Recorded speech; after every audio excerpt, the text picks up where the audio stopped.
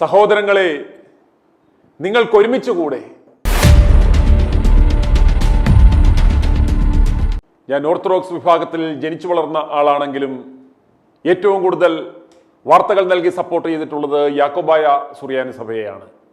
അതിന് കാരണം ഞാൻ പലവട്ടം പറഞ്ഞിട്ടുണ്ട്.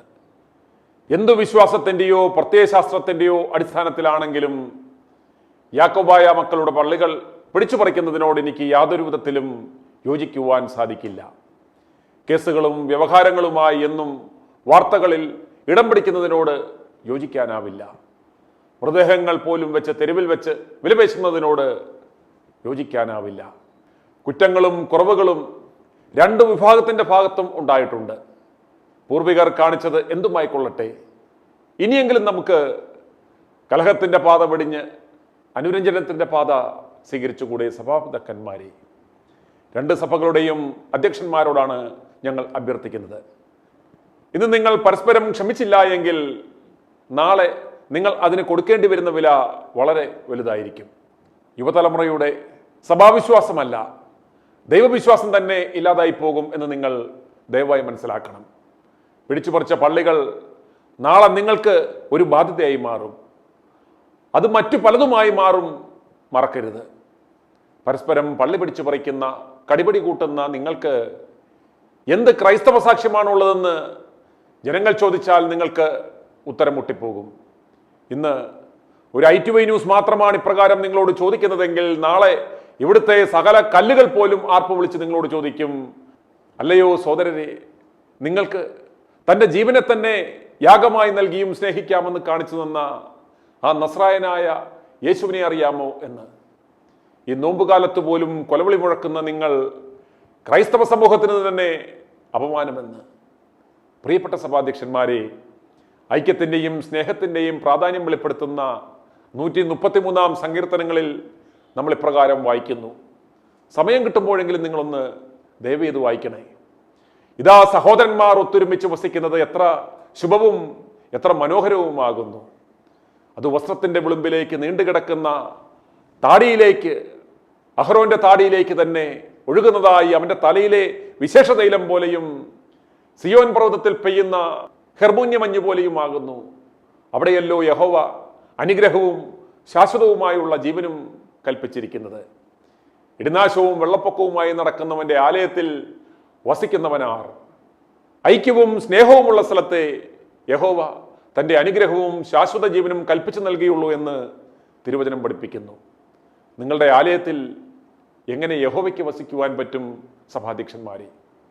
സഹോദരന്മാർ തമ്മിൽ പള്ളികൾക്ക് വേണ്ടി തെരുവിൽ കടിപിടി കൂട്ടിയാൽ ഈ വലിയ നോമ്പുകാലത്ത് പോലും പള്ളി പിടിച്ചു പറയും വാർത്തകളുടെ തലക്കെട്ടുകളാകുമ്പോൾ, രാഷ്ട്രീയക്കാർ നിങ്ങളുടെ മക്കളെ പങ്കിട്ടെടുക്കുമ്പോൾ, കോടതി മുറികൾ നിങ്ങളുടെ അഭയസ്ഥാനങ്ങളാകുമ്പോൾ, മിശ്രയും ശ്രീകുമാർ വക്കീലും നിങ്ങളുടെ സഭയുടെ യഹോവയായി മാറുമ്പോൾ, അയ്യോ പിതാക്കന്മാരെ, നിങ്ങൾക്ക് കഷ്ടം. കാലം നിങ്ങളോട് കണക്ക് ചോദിക്കും. നിങ്ങൾ രമ്യതയ്ക്ക് മുൻകൈയെടുത്താൽ ചരിത്രത്തിൻ്റെ തങ്കലിപികളിൽ ജീവന്റെ പുസ്തകത്തിൽ നിങ്ങളുടെ പേരുകൾ രേഖപ്പെടുത്തും. വിശുദ്ധവേദ പുസ്തകം ഭൗതിക കൂദാശകളിലും ക്രമങ്ങളിലും മാത്രം ശ്രദ്ധ വെക്കുന്ന പൗരോഹിത്യവർഗത്തോട് പറയുന്നതെന്നാൽ, നീ ബലിപീഠത്തിൽ കാഴ്ചയർപ്പിക്കുമ്പോൾ നിന്റെ സഹോദരന് നിന്നോട് എന്തെങ്കിലും വിരോധം ഉണ്ടെന്ന് അവിടെ വെച്ചോർത്താൽ, കാഴ്ചവസ്തു ബലിപീഠത്തിന് മുന്നിൽ വെച്ചിട്ട് പോയി നീ സഹോദരനോട് രമ്യതപ്പെടുക, പിന്നെ വന്ന് കാഴ്ചയർപ്പിക്കുക. നീ പ്രതിയോഗിയോട് വഴിക്ക് വെച്ച് തന്നെ വേഗം രമ്യതപ്പെട്ടുകൊള്ളുക. അല്ലെങ്കിൽ പ്രതിയോഗി നിന്നെ ന്യായാധിപനും ന്യായാധിപൻ നിന്നെ സേവകനും ഏൽപ്പിച്ചു കൊടുക്കും. അങ്ങനെ നീ കാരാഗൃഹത്തിൽ അടയ്ക്കപ്പെടും.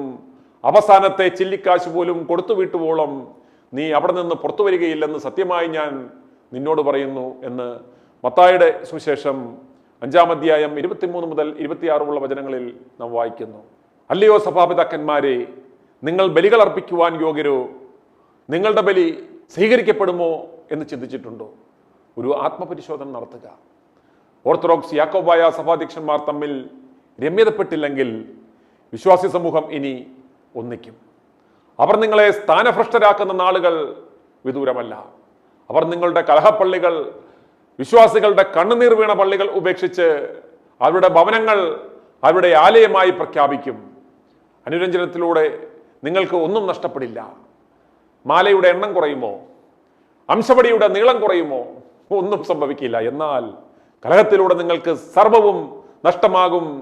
നീ ലോകം മുഴുവൻ നേടിയാലും 10,000 പള്ളികൾ പിടിച്ചു പറിച്ചാലും നിന്റെ ആത്മാവിനെ നഷ്ടപ്പെടുത്തിയാൽ നീ എന്ത് നേടും? പിടിച്ചു പറിക്കുന്ന പള്ളികൾ കൊണ്ട് നിനക്കും നിന്റെ തലമുറകൾക്കും എന്ത് പ്രയോജനം? ഇന്നലെ ഹൈക്കോടതി ഡിവിഷൻ ബെഞ്ചിന്റെ വിധി വന്ന സാഹചര്യത്തിൽ യാക്കോബായ സുറിയാനി സഭയുടെ കാതോലിക്ക ബസേലിയോസ് ജോസഫ് കാതോലിക്ക ബാവ ഇന്ന് മാധ്യമങ്ങളെ കാണുകയുണ്ടായി.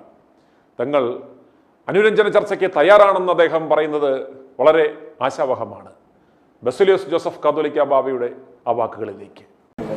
ഞാൻ പറഞ്ഞതുപോലെ വിധികൾ ഒരിക്കലും ഇന്ന് അനുകൂലമെങ്കിൽ നാളെ പ്രതികൂലമായിട്ടുള്ള വരുന്നവർ കോടതിയിൽ പോകും. അപ്പോൾ എല്ലാവർക്കും 100% ഒരു വിജയം കോടതി വിധികളിലൂടെ അങ്ങനെ ലഭിച്ചിട്ടില്ല. കോടതി വിധികളെ മാനിക്കുന്നു. പക്ഷെ അതേസമയം സഭയെന്നുള്ള നിലയിൽ സഭയ്ക്ക് സഭയുടേതായ സംവിധാനങ്ങളും വിശ്വാസ കാര്യങ്ങളും ഒക്കെ ഉണ്ട്. അതിന് ഭംഗം വരുന്നതിന് നമുക്കൊന്നും ചെയ്യാൻ സാധിക്കുകയില്ല. ഏത് കാലത്തും ഒരു പരിഹാര മാർഗം എന്ന് പറയുന്നത് ചർച്ചകളിലൂടെയുള്ള ഒരു പരിഹാരം തന്നെയാണ്. അതിന് എല്ലാ കാലത്തും പലരും ഇടപെട്ടിട്ടുണ്ട്. പക്ഷേ ആ ഇടപെടലുകളൊന്നും ഫലപ്രാപ്തിയിലെത്തിയില്ല എന്നുള്ളതാണ് ഒരു യാഥാർത്ഥ്യം. ഏറ്റവും ഒടുവിൽ ബഹുമാനപ്പെട്ട കേരള മുഖ്യമന്ത്രി 2 കൂട്ടരുമായിട്ട് സംസാരിച്ചിരുന്നു. അതിലൊരു ലക്ഷ്യം കണ്ടില്ല. പിന്നെ ഏറ്റവും ഒടുവിൽ ബഹുമാനപ്പെട്ട ഇന്ത്യൻ പ്രധാനമന്ത്രി നമ്മളോട് സംസാരിച്ചു. അവരോടും സംസാരിക്കാമെന്ന് പറഞ്ഞിട്ടുണ്ട്. നേരിട്ടുള്ള ചർച്ചകൾക്ക് നമ്മൾ തയ്യാറാണ്. സഭ മെത്രാപ്പൊലീത്തന്മാർ അടങ്ങുന്ന ഒരു സമിതി അതിനുവേണ്ടി തിരഞ്ഞെടുത്തിട്ടുണ്ട് വർഷങ്ങൾക്ക് മുമ്പ്. അങ്ങനെ ഒരു 1-to-1 ഡിസ്കഷന് വേണ്ടിയിട്ട് സഹോദരങ്ങളായ മറുഭാഗത്തിലെ സഭ അതിന് മുന്നോട്ട് വന്നിട്ടില്ല എന്ന് കരുതി നാളെ അങ്ങനെ വരില്ല എന്നൊന്നും ഞാൻ പറയുന്നില്ല. ഈ ഒരു ഘട്ടത്തിൽ കുറച്ചുകൂടി ക്രിയേറ്റീവായിട്ടും യാഥാർത്ഥ്യ ബോധത്തോടു കൂടി കോടികൾ വരുന്ന സഭയ്ക്കും സമൂഹത്തിനുമൊക്കെ പ്രയോജനപ്പെടുത്തേണ്ടുന്ന ഈ വലിയ തുക കേസിന് വേണ്ടി ഇനിയും ചെലവഴിക്കുന്നതിൽ യഥാർത്ഥത്തിൽ ഒരു അർത്ഥവുമില്ലാത്തതാണ്. അതുകൊണ്ടാണ് നമ്മളെപ്പോഴും പറയുന്നത് സമവായത്തിൻ്റെ പാത നമുക്ക് തിരഞ്ഞെടുക്കാം. 2 സഭകളുടെയും അസ്തിത്വം നിലനിർത്തിക്കൊണ്ട് യോജിക്കാവുന്ന മേഖലകളിലെല്ലാം യോജിച്ച് പ്രവർത്തിക്കാമല്ലോ. അങ്ങനെ യോജിച്ച് പ്രവർത്തിക്കുകയും സഹോദരി സഭകളെ പോലെ മുന്നോട്ട് പോകുവാനുള്ള ഒരു സാഹചര്യം ഉണ്ടാക്കുവാൻ ചർച്ചയാണ് ആവശ്യമെങ്കിൽ ചർച്ച ചെയ്യണം. അതിനൊന്നും സാധിക്കുന്നില്ല എങ്കിൽ കേസുകളുടെ വഴിക്ക് പോകും. അതൊരു നിർഭാഗ്യകരമായ ഒരു സാഹചര്യമായിരിക്കും ഉണ്ടാകാൻ പോകുന്നത് എന്നാണ് ഞാൻ കരുതുന്നത്. എല്ലാത്തിനും ഒരു അന്ത്യം വേണമെന്ന് ആഗ്രഹിക്കുന്നുണ്ട്. അതിനുവേണ്ടി പരിശ്രമിക്കുന്നുണ്ട്. ആ പരിശ്രമം സ്നേഹത്തോടെ ഇനിയും തുടരും എന്ന് മാത്രമേ എനിക്ക് പറയാനായിട്ടുള്ളൂ. പള്ളികളുടെ കാര്യത്തിൽ സർക്കാർ സ്വീകരിച്ചൊരു നിലപാട് ഗുണകരമായിട്ടുണ്ടല്ലോ. ഇപ്പോൾ ഒരു ആശ്വാസമായ സർക്കാരിന് അങ്ങനെ ഒരു നിലപാടെടുക്കേണ്ട വന്നത് സർക്കാർ കോടതി നടപ്പാക്കാത്ത സർക്കാരിനെതിരെ കണ്ടംപ്റ്റ് വന്നു. സർക്കാർ അതിൻ്റെ അത് ഒന്നാം കക്ഷിയായി, ഒന്നാമത്തെ പ്രതിയായി. അങ്ങനെ വന്നപ്പോൾ സർക്കാർ കോടതിയെ സമീപിച്ചു. സർക്കാരിന് പുറകെ നമ്മളും കണ്ടംപ്റ്റിൽ നമ്മളുമുണ്ട്. വിധി നടപ്പാക്കാത്തതിൽ അതിലൊരു കണ്ടംപ്റ്റ് ഇല്ല. ഇതിൻ്റെ നിയമവശത്തുകൂടി അല്ല കാര്യങ്ങൾ ചെയ്തിരിക്കുന്നത്. ഈ പറയുന്ന പള്ളികളിൽ നിന്നെല്ലാം ആളുകളെ പുറത്താക്കി വേറൊരു വിഭാഗത്തിന് കൈമാറുന്നത് സർക്കാരിൻ്റെ ജോലിയല്ല, അല്ലെങ്കിൽ സർക്കാർ മിഷണറിയുടെ ജോലിയല്ല എന്നാണ് കോടതി കണ്ടെത്തിയിരിക്കുന്നത്. അത് തന്നെയാണ് സുപ്രീം കോടതിയും പറഞ്ഞിരിക്കുന്നത്. ഈ കേസിൻ്റെ പ്രത്യേകത ഇത് ഹൈക്കോടതിയിൽ മാത്രം ഒരുങ്ങി നിൽക്കുന്നതല്ല. സുപ്രീം കോടതിയിൽ നിന്നും ഹൈക്കോടതിയിലേക്ക് കേൾക്കുവാൻ വേണ്ടി വിട്ട കേസാണ്. അതിൽ സുപ്രീം കോടതിയുടെ 7 നിരീക്ഷണങ്ങളുണ്ട്. അതിൻ്റെ അടിസ്ഥാനത്തിലാണ് കേസ് കേൾക്കാനായിട്ട് ഹൈക്കോടതി പറഞ്ഞിരിക്കുന്നത്. അതിൻ്റെ പശ്ചാത്തലത്തിൽ വന്നിരിക്കുന്ന ഒരു കേസ് എന്നുള്ള നിലയിൽ ഇന്നലകൾ വരെ 2017 എല്ലാറ്റിൻ്റെയും ഒരു അന്ത്യമാണ്. അത് വിട്ടൊന്നും ചെയ്യാൻ സാധിക്കില്ല എന്ന് പറഞ്ഞെടുത്തുന്നതുമാണ് കോടതി മറ്റൊരു നിരീക്ഷണം നടത്തിയിരിക്കുന്നത്. ഇനിയും അതുമായി ബന്ധപ്പെട്ടിട്ടുള്ള കാര്യങ്ങളിൽ കൂടുതലായിട്ടുള്ള മറ്റ് കേസുകളൊക്കെ ഇപ്പോഴും കോടതിയിൽ കിടപ്പുണ്ട്. ആ കേസുകൾ വരാം, അതിൽ വാദപ്രതിവാദങ്ങൾ വരാം. ഈ കേസുമായി ബന്ധപ്പെട്ടും എങ്ങനെയായിരിക്കും മുന്നോട്ട് പോകുന്നത് നമുക്കറിയത്തില്ല. നമ്മളിതിൽ സാറ്റിസ്ഫൈഡ് ആണ്. ഇതിൽ കൂടുതലൊരു കാര്യം ഈ കോടതിയിൽ നിന്നും ഞങ്ങൾക്കും പ്രതീക്ഷിക്കാൻ സാധിക്കുമെന്ന് തോന്നുന്നില്ല. കാരണം ഇതിനു മുമ്പുള്ള വിധികളെല്ലാം സുപ്രീം കോടതിയുടെ വിധികളാണ്. അതുകൊണ്ടാണ് സുപ്രീം കോടതിയിലെ കണ്ടെത്തലുകളിൽ ചില അനീതികളുണ്ടെന്ന് ബോധ്യപ്പെട്ട പശ്ചാത്തലത്തിലാണ് വീണ്ടും കേൾക്കണമെന്ന് ഹൈക്കോടതിയിലേക്ക് വിട്ടിരിക്കുന്നത്. അത് കോടതി വിശദമായിട്ട് കേട്ടു, ഓരോ പള്ളികളെയും കേട്ടു. അതിൻ്റെ അടിസ്ഥാനത്തിലാണ്. ഓരോ പള്ളികളെയും സ്വഭാവം വ്യത്യസ്തമാണ്. അവിടുത്തെ ബഹുഭൂരിപക്ഷമുണ്ട്, അവിടുത്തെ മൈക്രോസ്കോപ്പിക് മൈനോറിറ്റി ഉണ്ട്. അതെല്ലാം വെച്ചിട്ട് മുഴുവൻ പള്ളികളും ഈ 2017 അടിസ്ഥാനത്തിൽ പിടിച്ചു കൊടുക്കണമെന്ന് കോടതിക്ക് ഗവൺമെൻറ്റിനോടോ മിഷണറിയോടോ പറയാൻ പറ്റില്ല എന്നുള്ളതാണ് വന്നിരിക്കുന്നത്. എക്സിക്യൂഷൻ നടത്തേണ്ടത് വേറെ ചില നിയമരീതികളുണ്ട്. ആ രീതിക്ക് പോകണമെങ്കിൽ അവർക്ക് പോകാം. അതാണ് ഈ കോടതിയുടെ കണ്ടെത്തലെന്ന് ഞാൻ മനസ്സിലാക്കുന്നത്. അങ്ങനെ നോക്കുമ്പം ഈ പറഞ്ഞ പള്ളികളെല്ലാം പിടിച്ചെടുത്തത് നിയമത്തിൻ്റെ രീതിയിൽ ശരിയല്ല എന്നാണ് കോടതി കണ്ടെത്തിയിരിക്കുന്നത്. യഥാർത്ഥ അവകാശികൾക്ക് അവരിൽ നിന്നും പുറത്തായി അവർക്ക് കോടതിയുടെ തന്നെ ഒരു ഡയറക്ഷനിലൂടെ പിടിച്ചെടുത്തതായതുകൊണ്ട് ആ നിയമപ്രാബല്യം ഇന്ന് അവർക്കില്ല എന്ന് വേണം കരുതാനായിട്ട്. എന്നാൽ അത് സംബന്ധിച്ച് തിരികെ അവകാശികൾ ലഭിക്കണമെന്നുള്ളതിന് അതിൻ്റെ നിയമവശങ്ങൾ ഒന്നുകൂടി പഠിക്കണം. ഒരു സംഘർഷമുണ്ടാവാതെ നോക്കണം. അതിൽ ലീഗൽ അഡ്വൈസ് നമുക്ക് വേണം. കോടതി വിധി കൂടുതൽ ഗഹനമായിട്ടൊന്നുകൂടി പഠിക്കേണ്ടത്. 100-300 പേജിൽ ഇന്നലെയല്ലേ വന്നത്. അതുകൊണ്ട് സീനിയർ ലോയേഴ്സുമൊക്കെ സംസാരിച്ചിട്ട് നിയമത്തിൻ്റെ കാര്യങ്ങൾ കൂടുതലായിട്ട് പഠിക്കും. അതോടൊപ്പം തന്നെ ഞാൻ വളരെ ഗൗരവമായിട്ടാണ് പറയുന്നത്, ഇതൊക്കെ അവസാനിപ്പിക്കേണ്ട ഒരു കാലമാണ്. അതിനുള്ള സാഹചര്യങ്ങൾ ഉണ്ടാവട്ടെ എന്ന് ഞാൻ പ്രാർത്ഥിക്കുന്നു. അതിനുവേണ്ടി പരിശ്രമിക്കുന്നു. അതിനുവേണ്ടി ഏത് സമയത്തും സന്നദ്ധനുമാണ്. കാതോലിക്ക ദിനത്തിൽ ഓർത്തഡോക്സ് സഭയുടെ ബസിലിയോസ് മാർത്തോമാ മാത്യൂസ് തൃതീയൻ കാതോലിക്ക നടത്തിയ ആ പ്രസംഗം ഒരിക്കൽ കൂടി നമുക്ക് കേൾക്കാം. ആ സഭയുടെ സ്വാതന്ത്ര്യത്തിന് മാറി നിന്നുകൊണ്ട് എന്തെങ്കിലും പ്രവർത്തിക്കുവാൻ മലങ്കര സഭയിലെ വൈദികരായിട്ട്, അൽമായക്കാരായിട്ട്, മേൽപ്പട്ടക്കാരായിട്ട് ഒരു കുഞ്ഞു പോലും തയ്യാറാവുകയില്ല എന്നുള്ളത് ലോകമെല്ലാം അറിഞ്ഞിരിക്കേണ്ടതായ സത്യമാണ്. അതിന് വിപരീതമായി പ്രവർത്തിക്കുന്ന ആളുകളുടെ, മലങ്കര സഭയുടെ ഭരണഘടനയ്ക്കും സ്വാതന്ത്ര്യത്തിനും വിപരീതമായി പ്രവർത്തിക്കുന്ന ആളുകളെ ഒളിഞ്ഞും തെളിഞ്ഞും സഹായിക്കുകയും സഹകരിക്കുകയും ചെയ്യുന്ന അനേകരെയും മലങ്കര സഭയ്ക്ക് അറിയാം. പക്ഷേ മലങ്കര സഭയ്ക്ക് ആരോടും പരാതിയില്ല. സഭ ഏതെല്ലാം തരത്തിലുള്ള തീക്കകത്തൂടെ പോയില്ല. എന്നാലും ഒരു കാര്യം വ്യക്തമാണ്, കുന്തമേറ്റ് രക്തസാക്ഷിയായി തീർന്ന മാർത്തോമാ ശ്ലീഹായുടെ നസ്രാണി പാരമ്പര്യം ഉൾക്കൊള്ളുന്ന സജീവമായ സഭയാണ് മലങ്കര സഭ. അത് മറന്നുപോകരുത്. മലങ്കര സഭയുടെ 34 ഭരണഘടന കൊണ്ട് ഭരിക്കപ്പെടണമെന്ന് നിശ്ചയിക്കപ്പെട്ടിട്ടുള്ള ഒരൊറ്റ പള്ളി പോലും വിട്ടുകൊടുക്കാൻ ഞങ്ങൾ തയ്യാറല്ല.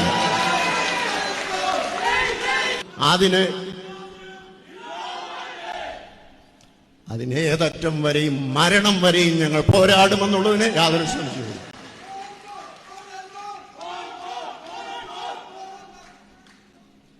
സഹോദരങ്ങളെ, കാതോലിക്കന്റെ കീഴിൽ സത്യത്തിനും നീതിക്കും വേണ്ടിയാണ് ഞങ്ങൾ നിലനിൽക്കുന്നത്. വിശുദ്ധ വേദപുസ്തകത്തിൽ പറയുന്ന സഭയുടെ സ്വാതന്ത്ര്യത്തിന് വേണ്ടിയാണ്. മറ്റേതെങ്കിലും തരത്തിലുള്ള വൈദേശിക മേലധ്യക്ഷത്തിന്റെ കീഴിൽ പോകുവാൻ മലങ്കര സഭ ഒരിക്കലും തയ്യാറായിട്ടില്ല. മരിക്കുന്നതുവരെ ഞങ്ങളുടെ സിരകളിൽ രക്തമുള്ളിടത്തോളം കാലം തയ്യാറാവുകയുമില്ല എന്നുള്ളത് മറന്നിരിക്കരുത്. ഓർത്തുകൊള്ളണം, ഈ സഭയുടെ മക്കളായി ജീവിക്കുവാൻ ദൈവം നമുക്ക് തന്നിരിക്കുന്ന ആ സ്വാതന്ത്ര്യം, സന്തോഷം, അഭിമാനം വിറ്റുകളയാതെ ജീവിക്കുവാൻ എനിക്കും നിങ്ങൾക്കും ഇടയാവട്ടെ എന്ന് ആശംസിച്ചുകൊണ്ട് ഈ വിശുദ്ധ നോമ്പുകാലത്ത് വിശ്വാസികൾ കേൾക്കുവാൻ ആഗ്രഹിക്കുന്ന വാർത്ത ഓർത്തഡോക്സ് സഭയുടെ കാതോലിക്ക ബസിലിയോസ് മാർത്തോമാ മാത്യൂസ് തൃതീയനും ഒരു ചർച്ചയ്ക്ക് തയ്യാറായി ഒരു സഭയായി മാറിയിരുന്നുവെങ്കിൽ എന്നാണ്. ഇനി അതിന് സാധിച്ചില്ലെങ്കിൽ തമ്മിൽ കലഹിക്കാതെ, പള്ളികൾ പിടിച്ചു പറിക്കാതെ, തൽസ്ഥിതി തുടർന്ന് സഹോദര സഭകളായി തുടരുകയും അനുരഞ്ജനത്തിന്റെ പാതയിൽ പോകുമോ എന്നാണ്. അതിനായി നമുക്ക് പ്രാർത്ഥിക്കാം, പ്രത്യാശിക്കാം. ഇനി പ്രേക്ഷകർ കേൾക്കുവാൻ പോകുന്നത് സഭാ കേസ് വിഷയത്തിൽ മുൻ ഓർത്തഡോക്സ് സഭാംഗവും മൈ ചർച്ചിന്റെ സ്ഥാപകനുമായ എ വി തോമസ് അച്ചായന്റെ പ്രതികരണമാണ്.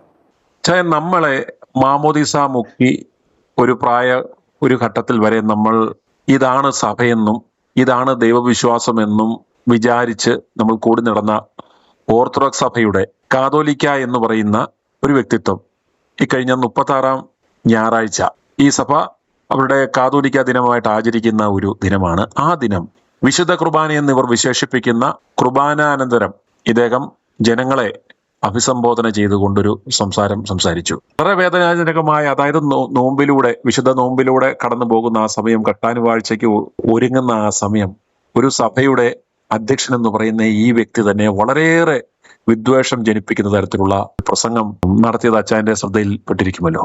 ഇതിനെക്കുറിച്ച് അച്ചായന്റെ ഒരു അഭിപ്രായം എന്താണ്? ഒരു ദൈവസഭയാണെന്ന് പറയുന്നു, ഒരു ഇടയനാണെന്ന് ഇദ്ദേഹം സ്വയം വിശേഷിപ്പിക്കുന്നു, തങ്ങളുടെ സഹോദരങ്ങളുടെ കൂടപ്പുറപ്പിന്റെ ഒരേ തക്സയും ഒരേ വേഷവിധാനവും സകല ആചാരാനുഷ്ഠാനങ്ങളും എല്ലാം ഒരേപോലെയുള്ള ഒരു സഹോദര സഭയുടെ പള്ളി പിടിച്ച് നൽകാത്ത സർക്കാരിനെ വിരട്ടുന്നു. അതിന് കൂട്ടുനിൽക്കുന്ന സ്വന്തം സഭയിലെ വൈദികരെ ഇദ്ദേഹം വിമർശിക്കുന്നു. അതുകൂടെ ഒരു വെല്ലുവിളി, കൈ ചൂണ്ടി നിന്ന് വെല്ലുവിളിയുടെ ഒരു സ്വരം. ഇത് കണ്ടിട്ട് അച്ചായന് എന്ത് തോന്നി?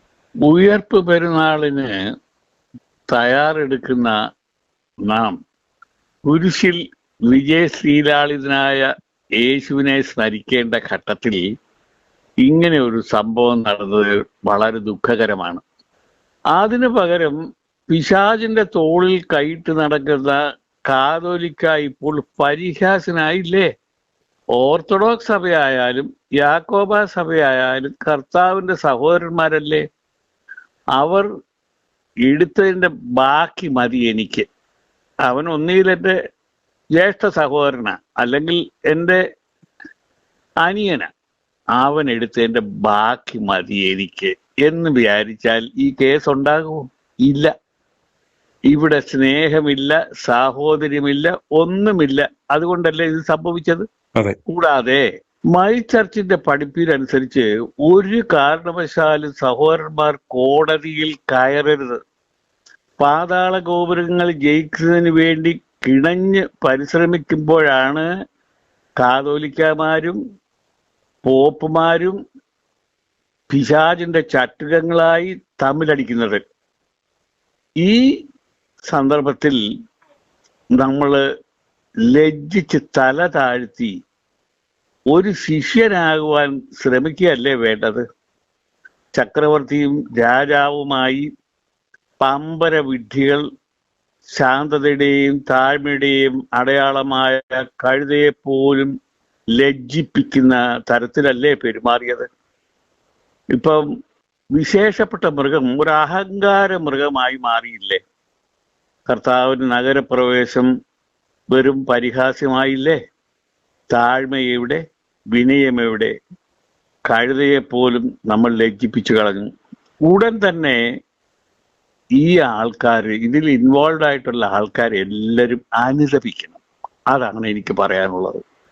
അച്ഛൻ പറഞ്ഞ വാക്കുകൾ എത്ര അർത്ഥവത്താണെന്നാണ് മനസ്സിലാക്കാൻ പറ്റുന്നത്. കാരണം പിശാചിന്റെ ചട്ടുകങ്ങൾ എന്ന് പറയുന്ന അച്ഛൻ അന്ന് വിശേഷിച്ചപ്പോൾ പല ഈ സഭാസ്നേഹികളും അതിനെ വലിയ രീതിയിൽ വിമർശിച്ചു കൊണ്ടുവന്നു. ഞങ്ങളുടെ പിതാക്കന്മാരെ, ഞങ്ങളുടെ സഭാ നേതൃത്വത്തെ പിശാചിന്റെ ചട്ടുകങ്ങൾ. ഇന്ന് വിശ്വാസികൾ ഇത് കണ്ടിട്ട് വിളിച്ചു പറഞ്ഞു. യഥാർത്ഥത്തിൽ അച്ചായൻ പറഞ്ഞ വാക്കുകൾ അവർ പറഞ്ഞു, ഇതാണ് യഥാർത്ഥത്തിൽ ഒരു പിശാചിന്റെ ചട്ടുകം. വിശ്വാസി സമൂഹം തന്നെ മനസ്സിലാക്കുകയും വിളിക്കാനും പറ്റുന്ന ഒരു അവസരമാണ് ഇവർ ഉണ്ടാക്കിയത്. അതുപോലെ തന്നെ ഇവർക്ക് വിശുദ്ധ വേദപുസ്തകത്തെക്കാളും വിശ്വാസം ഇന്ന് കോടതികളോടായി മാറി. അതുപോലെ ഒരു സഹോദരങ്ങൾ തമ്മിൽ അച്ഛൻ മുമ്പേ പറഞ്ഞ പോലെ അനുരഞ്ജനത്തിന്റെ ഒരു പാതയിൽ പോകേണ്ടുന്ന, അല്ലെങ്കിൽ ഒരു മേശയ്ക്ക് ചുറ്റും അപ്പുറവും ഇപ്പുറവും ഇരുന്ന് പറഞ്ഞു തീർക്കാവുന്ന ഈ വിഷയങ്ങൾ ഈ കോടതിയിലേക്ക് പോകുന്ന നൂറ്റാണ്ടുകളായി, ഒരു 100-150 വർഷമായി ഈ വ്യവഹാരം നടത്തിക്കൊണ്ട് വിശുദ്ധ വേദപുസ്തകത്തിലും വിശ്വാസമില്ല, പ്രാർത്ഥനയിലും വിശ്വാസമില്ല, ദൈവം തമ്പുരാനിലും വിശ്വാസമില്ലാത്ത ഇവർ ഈ ക്രൈസ്തവ സമൂഹത്തിന് അപമാനമല്ലേ? അല്ലെ ഇവർ നൽകുന്ന ഒരു സന്ദേശം എത്താണ്? തീർച്ചയായിട്ടും അപമാനമാണ്. ലജ്ജിക്കണം നമ്മൾ. കാരണം എന്താ വെച്ചിരുന്നാൽ ദൈവത്തെ വ്യാകുലപ്പെടുത്തുകയും ദൈവത്തെ സങ്കടപ്പെടുത്തുകയും ചെയ്യുന്ന പ്രവർത്തികളാണ് ദൈവമക്കളാണെന്ന് ചുമ്മാതെ പറയുന്ന, ഞാൻ എടുത്തു പറയാണ്, ചുമ്മാതെ പറയുന്ന ഇവരാരും ദൈവമക്കളല്ല. ദൈവമക്കളാണെന്നുണ്ടെങ്കിൽ താഴ്മ, വിനയം. ഈ കഴുതയ്ക്ക് പോലും ഉണ്ട് താഴ്മയും വിനയം. പക്ഷെ നമുക്ക് മാത്രം അതില്ല. ഇവിടെ ഞാൻ എടുത്തെടുത്ത് പറയാൻ ആഗ്രഹിക്കുന്ന ഒരു സംഗതി, എൻ്റെ സഹോദരനും ഞാനുമായിട്ട് ഒരു തർക്കം ഉണ്ടാകുകയാണെങ്കിൽ ഞാൻ എന്താ പറയേണ്ടത്? ഒന്നുകിൽ അവൻ എന്നേക്കാൾ ഇളയവനാ, അല്ലെങ്കിൽ അവൻ എന്നേക്കാൾ മൂത്തവനാ. അവൻ എടുത്തതിൻ്റെ ബാക്കി വല്ലതും ഉണ്ടെങ്കിൽ മതി എനിക്ക്. എൻ്റെ ആവശ്യങ്ങൾ നീട്ടുന്നത് എൻ്റെ കർത്താവാണ്. ഇതുപോലെ കടിപിടി കൂടി സഹോദരനെ പിണക്കി കോടതിയിൽ പോയി ഒരുപാട് ചെലവ് വരുത്തി നഷ്ടങ്ങൾ വരുത്തുന്നത് ഒരിക്കലും ദൈവികമല്ല. പൈശാചികമാണ്. എന്നെ സംബന്ധിച്ച് പറയുകയാണെന്നുണ്ടെങ്കിൽ ഈ ആൾക്കാർ അനുദപിക്കേണ്ട ടൈം കഴിഞ്ഞിരിക്കുന്നു. മൈ ചർച്ചിന്റെ ആശയം എന്താണ്? അതായത് ഈ കഷ്ടാനുഭവാഴ്ചയിലേക്ക് ഒരുങ്ങുന്ന, അല്ലെങ്കിൽ ആ പുനരുത്ഥാനത്തിന്റെ ആ ദിവ്യ ദിനത്തിനു വേണ്ടി ഒരുങ്ങുന്ന വിശ്വാസി സമൂഹത്തോട് ഇവരുടെ ഇപ്പോൾ ഏറ്റവും കൂടുതൽ സഭകളെ സംബന്ധിച്ചിടത്തോളം ഏറ്റവും വലിയ വരുമാനം, ഏറ്റവും വലിയ സീസൺ എന്ന് പറയുന്നത് ഈ വലിയ നോയമ്പിന്റെ ഒരു കാലഘട്ടമാണ്. അന്നേരം ഇതിനെ ഒരു കച്ചവടമാക്കി പലതരത്തിലുള്ള ആചാരങ്ങളും താരിപ്പുകളും നടത്തി ഇതിനെ ഒരു ആഘോഷമാക്കി മാറ്റി വലിയൊരു ഉത്സവമാക്കി മാറ്റുന്ന ഈ ഒരു പ്രവണതയാണ് ഇന്ന് പൗരോഹിത്യ സഭകളിൽ നമുക്ക് കാണുവാൻ സാധിക്കുന്നത്. അന്നേരം ഒരു മൈ ചർച്ചിന്റെ ഒരു ആശയപ്രകാരം നമ്മുടെ വിശ്വാസി സമൂഹത്തോട് എന്താണ് അതിന് പറയാനുള്ളത്? മൈ ചർച്ചിന്റെ ഫണ്ടമെന്റൽ പ്രിൻസിപ്പിൾ എന്ന് പറയുന്നത് പണസംബന്ധമായ കാര്യത്തിൽ മൈ ചർച്ച് ഇടപെടുകയില്ല. ഒന്ന്. രണ്ടാമത്, അവന്റെ കയ്യിലിരിക്കുന്ന പണം എൻ്റെ കൈ വരണമെന്ന് ഞാൻ ഒരിക്കലും ആഗ്രഹിക്കുകയില്ല. പണസംബന്ധമായ ആവശ്യങ്ങൾ വരുന്നുടനെ ദൈവം തമ്പുരാൻ അത് കണ്ടനുസരിച്ച് വേണ്ട പോലെ മക്കൾക്കെല്ലാം ഇഷ്ടം പോലെ കൊടുക്കും. അതല്ലാതെ ഈ പണം സമാഹരിക്കുന്നതിന് വേണ്ടി കർത്താവിൻ്റെ ഉദ്ധാന പെരുന്നാള് പോലും ഉപയോഗിക്കുന്ന ഇവര് നാശയോഗ്യരാണ്. ആക്ച്വലി അങ്ങനെ പറയുന്നത് തെറ്റാണെങ്കിലും കാണിക്കുന്നത് അങ്ങനെയല്ലയോ? പണവും പെണ്ണും കള്ളും വസ്തുവും ഇതിനു വേണ്ടി പോകുന്ന ഒരൊറ്റ കുഞ്ഞു പോലും നമ്മുടെ മൈ ചർച്ചിലില്ല. Fundamental principle of my church is this, that you shall not commit sin. നിങ്ങൾ പാപം ചെയ്യരുത്. ഈ ചെയ്യുന്ന എല്ലാം പാപം തന്നെയാണ്. ഒന്ന്, പാപം ചെയ്യരുത്. രണ്ടാമത്, ഈ വിശുദ്ധമായ ഈ പെരുന്നാളിനെ നമ്മൾ ആഘോഷപൂർവ്വം കൊണ്ടാടേണ്ടത് എന്താന്ന് വെച്ചിരുന്നാൽ നമ്മുടെ കർത്താവ് പിശാചിന്റെ മേൽ ജയിച്ചതിലാണ് നമ്മൾ വിജയശ്രീലാളിതരാകുന്നത്. നമ്മളെ കൊണ്ട് പാപത്തെ ജയിക്കാൻ കഴിയുകയില്ല.